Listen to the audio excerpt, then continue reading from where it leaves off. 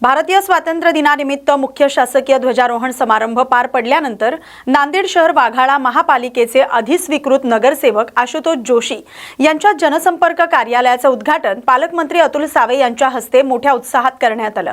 Shivaji high school मैदान, माणिकनगर, राज corner इथे हे जनसंपर्क कार्यालय सुरू करण्यात आले।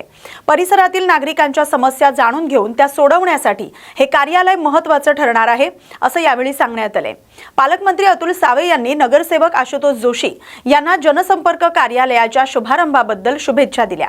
यावेळी स्थानिक पदाधिकारी, कार्यकर्ते आणि नागरिक मोठ्या संख्येने उपस्थित होते। सर्वांना भारतीय स्वातंत्र्य दिनाच्या खूप खूप शुभेच्छा देतो।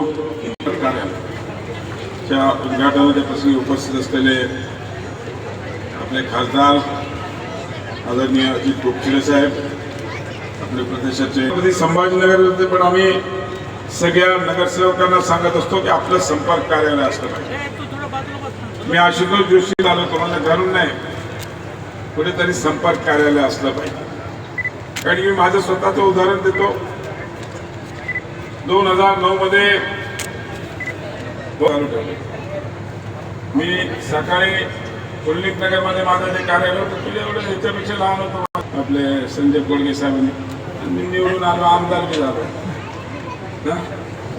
त्याच्यामुळे सातत्याने जनसंपर्क कार्यालय हे अतिशय महत्त्वाचं आहे। कारण की आपण रोज असते, त्याच्यामुळे तुमच्यावर जबाबदारी फक्त या प्रभागाची नाही। तुम्ही राहतात त्या प्रभागात तुमचं काम असलंच पाहिजे, पण शहरातल्या अनेक विषयामध्ये माझ्या पत्राच्या द्वारे केली, माझ्या पाठपुराव्याच्या माध्यमातून गेल्या 3 वर्षांपासून रखडलेल्या डोणगाव आरेगाव रस्त्याच्या कामाला आता गती मिळण्याची शक्यता आहे। क्रांतिकारी शेतकरी संघटनेचे जिल्हाध्यक्ष डॉक्टर ज्ञानेश्वर टाले यांनी संस्थापक अध्यक्ष रविकांत तुपकर यांच्या सोबत पालकमंत्री मकरंद आबा पाटील यांची भेट घेऊन रस्ता तातडीने पूर्ण करण्याची मागणी केली आहे। या मागणीची दखल घेत पालकमंत्र्यांनी सार्वजनिक बांधकाम विभागाच्या अधिकाऱ्यांना काम तात्काळ सुरू करून पूर्ण करण्याचे निर्देश दिले। दरम्यान 3 वर्षांचा विलंब का झाला याची चौकशी करून दोषी कंत्राटदार आणि संबंधित अधिकारी कर्मचाऱ्यांवर कारवाई करावी अशी मागणी डॉक्टर टाले यांनी केली आहे। आता आश्वासन नको, प्रत्यक्ष काम सुरू झालं पाहिजे, अन्यथा तीव्र आंदोलन करू असा इशाराही त्यांनी दिला। सांगली जिल्ह्यातील वाळवा तालुक्यातील कणेगाव येथील स्मशानभूमीची मोठ्या प्रमाणात दुरवस्था झाली। निधी अभावी मूलभूत सुविधांचा अभाव जाणवतोय। स्मशानभूमी परिसरातील स्वच्छता, देखभाल तसंच आवश्यक सुविधांकडे ग्रामपंचायत आणि संबंधित प्रशासनाचं दुर्लक्ष होत असल्याचा आरोप ग्रामस्थांकडून करण्यात येतोय।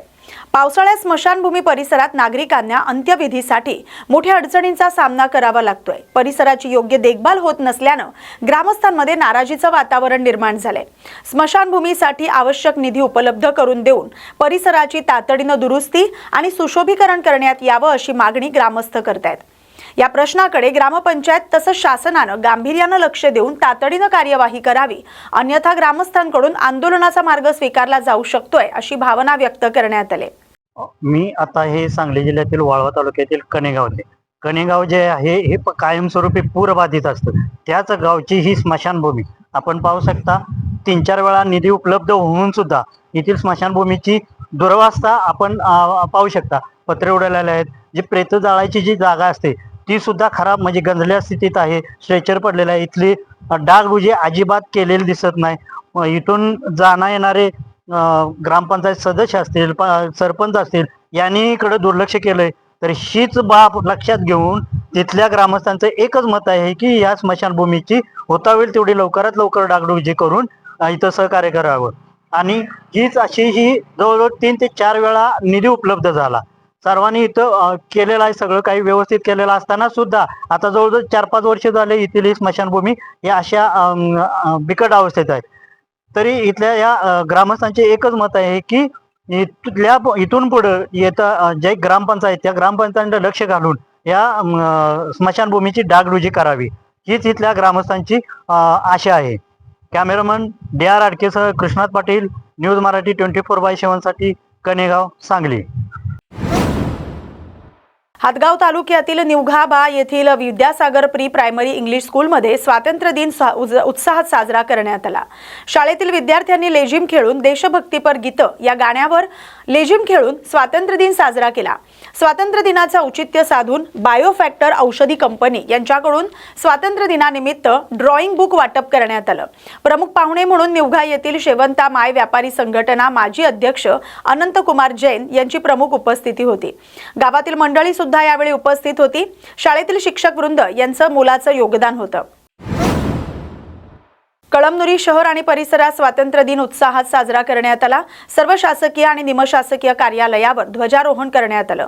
कळमनुरी हद्द तहसील कार्यालयावर उपविभागीय अधिकारी प्रतीक्षा भुते यांच्या हस्ते मुख्य ध्वजारोहण करण्यात आलं। ध्वजारोहणानंतर विविध शाळेतील विद्यार्थ्यांनी आपल्या अभिनयातून सांस्कृतिक कार्यक्रम केले। यावेळी विविध शासकीय कार्यालयातील शासकीय अधिकारी, कर्मचारी, लोकप्रतिनिधी, पत्रकार, स्वातंत्र्य सैनिक तसंच नागरिक मोठ्या संख्येने उपस्थित होते आणि यात उत्साहात आनंदात सामील झाले होते। शालेय विद्यार्थ्यांनी देशभक्तीपर आपलं अभिनय प्रसिद्ध करून सर्वांची मनं जिंकली। विशेष म्हणजे दरवर्षीप्रमाणे यंदाही कळमनुरी शहरात संघर्ष मित्र मंडळाच्या वतीनं आयोजित तिरंगा रॅली काढण्यात आली आणि यामध्ये शिवसेना उपनगराध्यक्ष शिवराज पाटील यांनी देशप्रेमींना संबोधित केलं।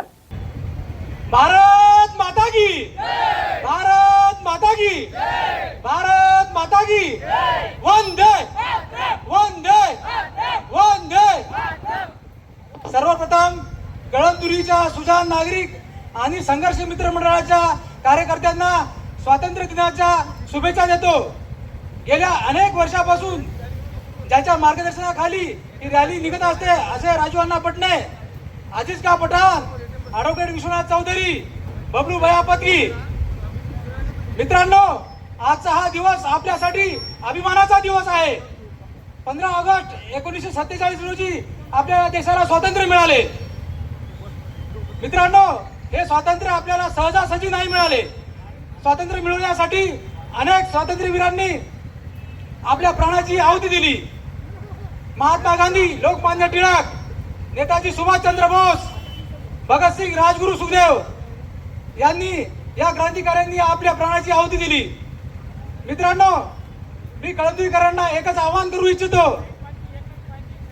कळमनुरी शहराचा स्वच्छ, सुंदर आणि सक्षम बनवण्यासाठी कळमनुरी नगरपालिका प्रशासन आणि कळमनुरी शहरातील नागरिक यांना एकत्र येण्याची आवश्यकता आहे। नुसत्या सरकारच्या योजनांनी शहराचा विकास होत नसतो, त्यासाठी शहरातील नागरिकांचा पण सहभाग आवश्यक आहे। जातीभेद, पक्षभेद, धर्मभेद हे बाजूला ठेवून आपण सर्वांनी कळमनुरीच्या विकासासाठी, आपलं शहर स्वच्छ शहर बनवण्यासाठी सर्वांनी एकत्र येण्याची गरज आहे। गेल्या अनेक वर्षापासून कळमनुरी शहरामध्ये आपण या तिरंगा रॅलीचं आयोजन करत असतो। मित्रांनो, आपली ही तिरंगा रॅली कळमनुरी शहरामध्ये एकात्मतेचं प्रतीक बनलेली आहे। मित्रांनो,